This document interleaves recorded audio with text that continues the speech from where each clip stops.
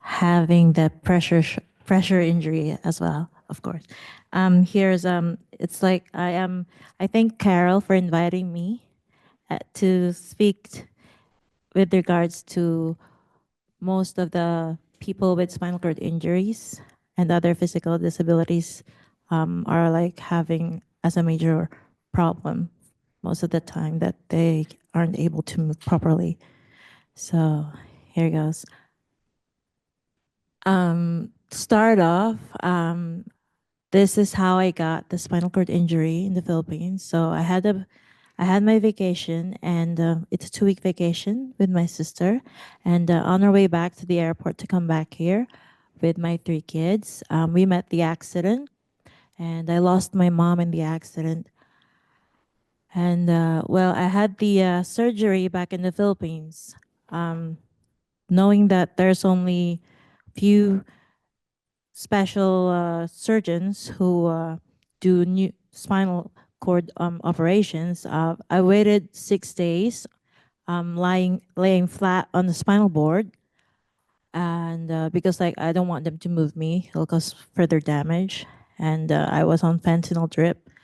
And after 6 days, that the time of my operation, when they flipped me over to the OR table, that's when they saw my injury, which is like I'll be showing you later. It's already like unstageable. So pressure sore. I believe you have discussed this earlier. Like it is it can be, it the high risk body part that's common that could have it is like the bony prominence of the body, like the back of the head, ears, shoulder, elbows, lower back, buttocks. And I also had pressure sore on my heels. These are already healed. I wasn't able to take pictures of the stage 2. The skin were peeled off, and then the muscles are visible. So this was October 5th, 2023. So I encircled that my pressure injury at my sacral area. So at first they tried to treat it with creams, ointments, but after 2 days that nothing's happening, the neurosurgeon referred me to the general surgeon, who immediately scheduled me for wound debridement the following day. And so yeah, there's a disclaimer. The following slides contain graphic images of pressures, so injuries and wounds, please.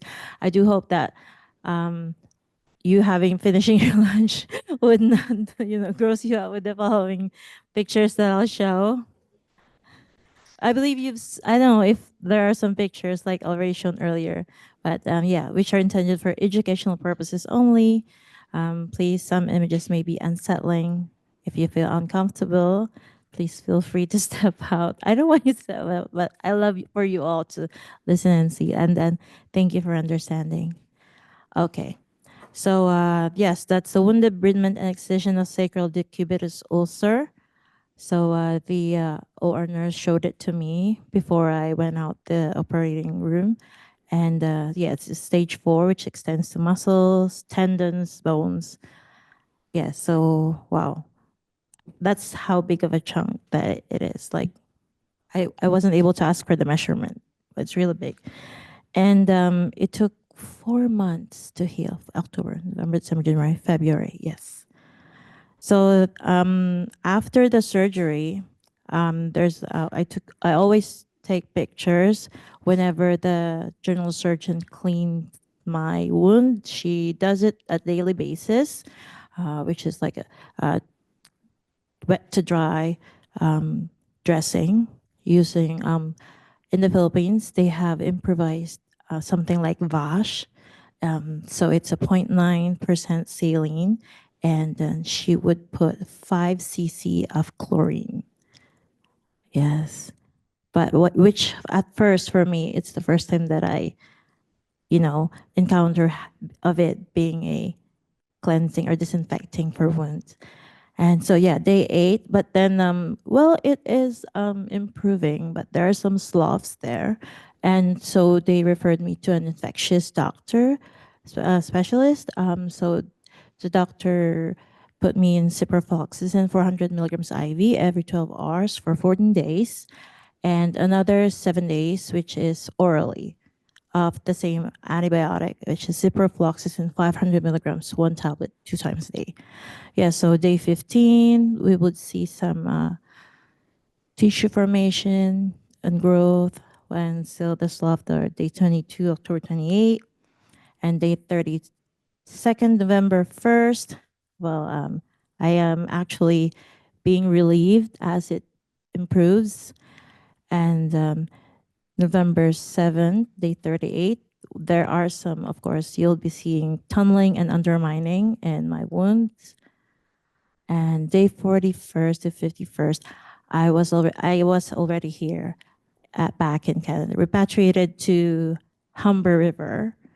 And so I had my husband take a picture of it. So my husband is not in the medical or healthcare field, but he was like, he was shocked at how big it was. But this is already like small because like because the lining is like there's some skin formation already at the edges.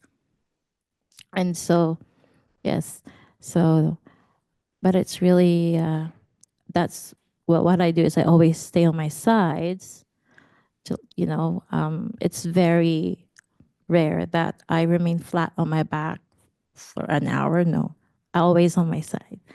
And with this injury, I was hesitant to take my indwelling Foley catheter out because I was scared that if I pee, it would soak my brief and it will, prevent healing and it will just, might cause more infection.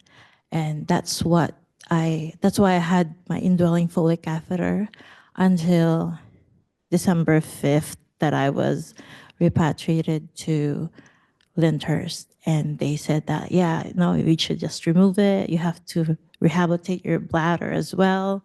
Although back in the Philippines, the rehab doctor has asked me, or like, has ordered that my Foley catheter be removed. I was just, scared of it because like having a big hole in my bum is like, I don't want it to stay like that. I just wanted to heal because like besides of the fact that I can't move, my legs are not moving, and then there's another problem, like there's a wound, which at the first, I mean, the very beginning that I had the accident, I didn't have it. So, and then later on, yeah, so day 75th to 116th, I've been, for December 5th, I've been repatriated to Lyndhurst, and that's where I got to know of Vash. Oh, sorry, I'm not advertising anything, but that's I when I when I entered the room, I saw Vash. I was like, I'm not promoting any brand here, but it well, I really got really amazed of how it worked. Sorry, it's like 0.9% of saline and 5 cc chlorine. Okay, that's the generic thing. And so very good nurses, especially the wound care nurse. Should I speak her name? Carol.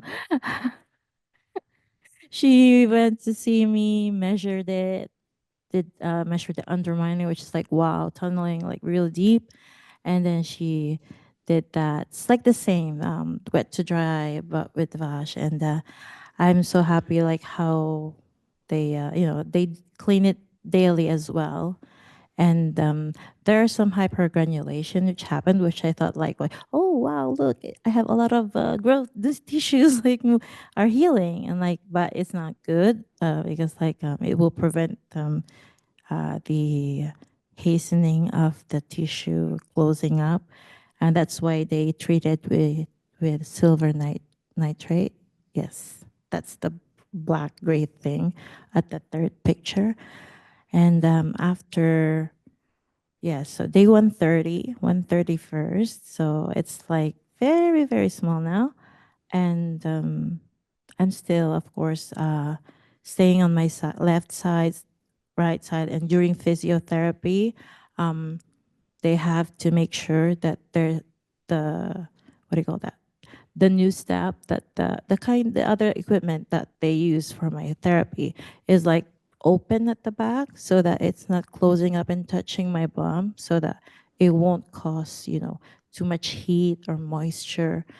And well, since this is how many, I don't know how many millimeters, centimeters, but it's quite small, but still I haven't done the physiotherapy laying on my back for a long time, for a long period of minutes, like even 30. No. So I'm scared. And for sure, everybody who would have maybe, if you would have a little wound that's opening in any other part of your body, you would be, scared for it to open up and progress into something worse. And so, oh, no, this is November 4th when I submitted my presentation to Carol. And so, yes,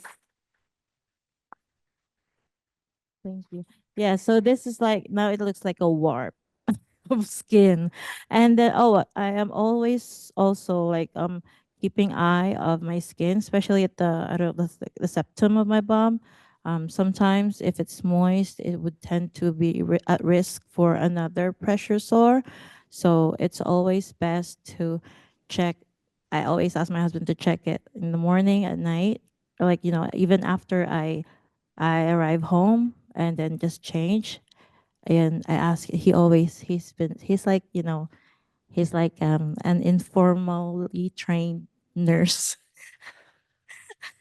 Yes, because like at home, he was the one who cleaned and dressed and kept my wound to improving. And up to now, he's always the one watching my bum for me.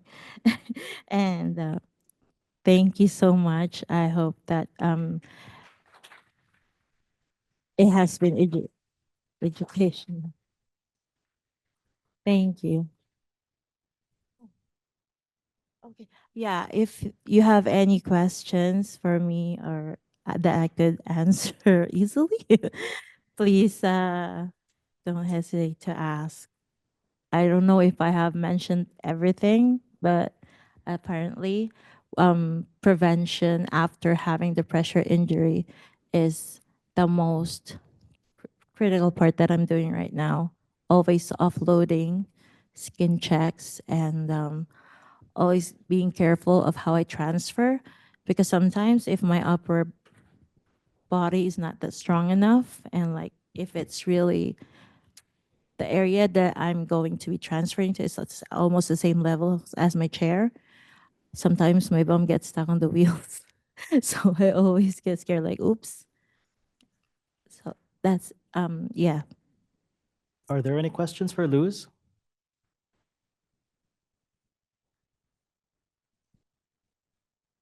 Yes. Where is she? Oh, there she is. I hope it's not a tough one. I didn't review Carol. Luz, it's not a tough question. I just basically wanted to thank you so much for sharing this story. You know, you're a vulnerable individual when you got your wound. Your mom died. You went through so much.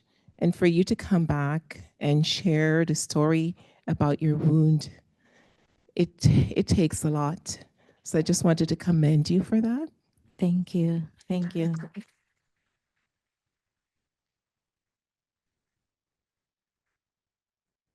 And then the other thing I'd like everyone to know who haven't met you, but they've met you today, was that she was such a great patient.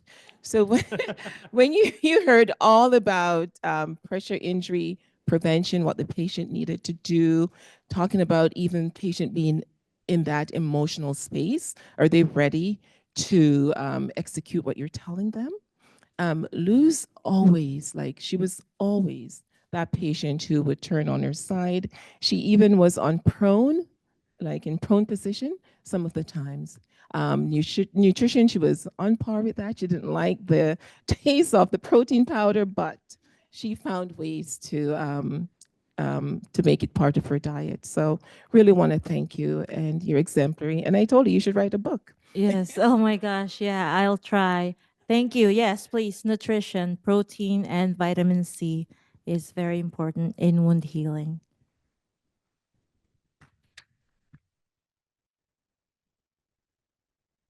Thank you so much, Luz, for sharing us this incredible or remarkable story. As what Carol has mentioned, your resilience actually shines through as I was listening to you on the chair. Not only are you a strong advocate for your care, you actually are emanating some positivity in there that allows you to persevere through your wound journey. So thank you so much for being here today.